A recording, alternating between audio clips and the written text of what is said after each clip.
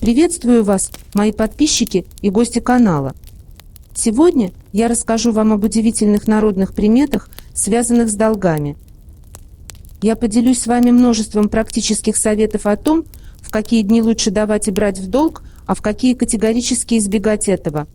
Вы узнаете, какие приметы предупреждают об опасности вечных долгов или потери денег, а также кому можно давать в долг, а кому лучше отказать.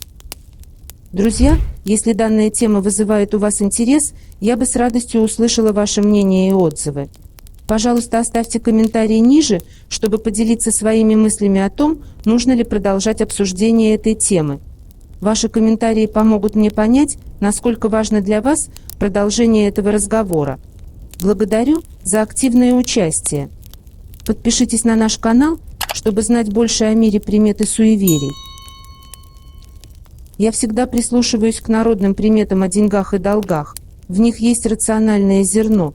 Например, я заметила, если чешется запястье с тыльной стороны, стоит задуматься об имеющихся долгах. Наверное, пора отдавать. Стараюсь также не отдавать и не брать долг вечером. Это плохая примета к потерям. Если отдавать долги утром, тогда денег в доме прибавится. Если сильно чешется ладонь, жду незапланированных трат. Приходится быть готовой расстаться с частью денег. В день рождения тоже нельзя давать взаймы имениннику. Этот долг может оказаться безвозвратным. Также и в день своего рождения не следует занимать денег, чтобы не привлечь проблемы. Передавая деньги в долг, говорю: пусть приумножатся у тебя и вернутся ко мне. Это помогает их сохранить. Если иду за долгом и споткнусь, знаю, что не получу. Поэтому стараюсь быть внимательной в такие моменты. Никогда не беру мелочью, чтобы не нажить чужих проблем. Крупные суммы тоже опасно одалживать. Могут возникнуть сложности с возвратом. При выборе дня для финансовых операций нужно учитывать дни недели, которые считаются неблагоприятными в соответствии с народными приметами. В понедельник не рекомендуется проводить расчеты и оплачивать счета. Во вторник лучше избегать долговых обязательств, чтобы не заниматься всю жизнь. В воскресенье не следует занимать или одалживать деньги, так как это может привести к безденежью и неудачам в торговле. Остальные дни считаются благоприятными для финансовых операций, за исключением чистого четверга и страстной пятницы, когда рекомендуется отречься от всего мирского. Наиболее благоприятные дни для прощания с долгом – это среда, четверг и суббота. Купюры следует передавать правой рукой, а принимать – левой. Это объясняется тем, что левое полушарие мозга отвечает за логику, а правое – за эмоции. Другое объяснение гласит, что передавая деньги левой рукой, вы проявляете чистоту своих намерений.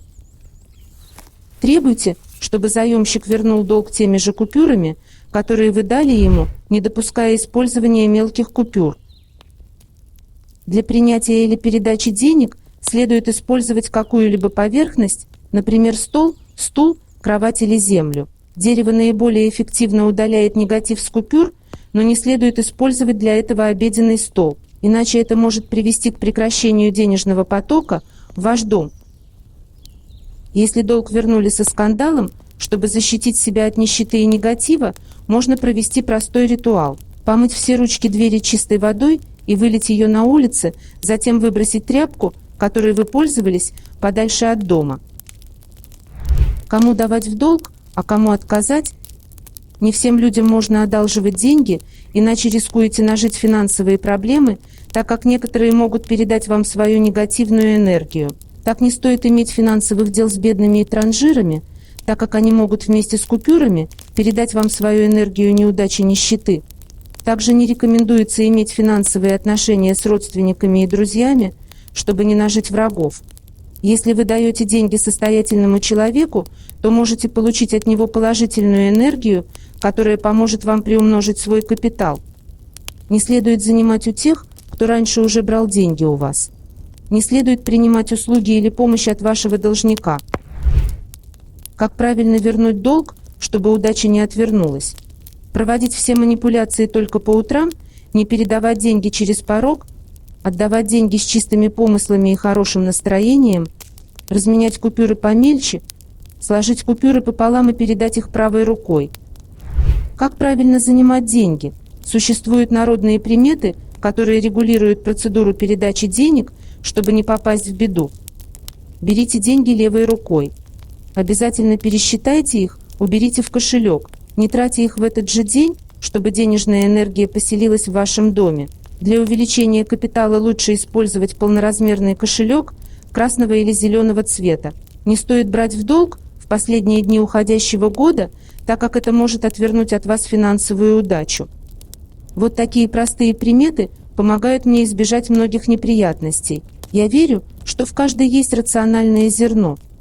Понравилось? А ведь новые выпуски гораздо удобнее отслеживать в Telegram.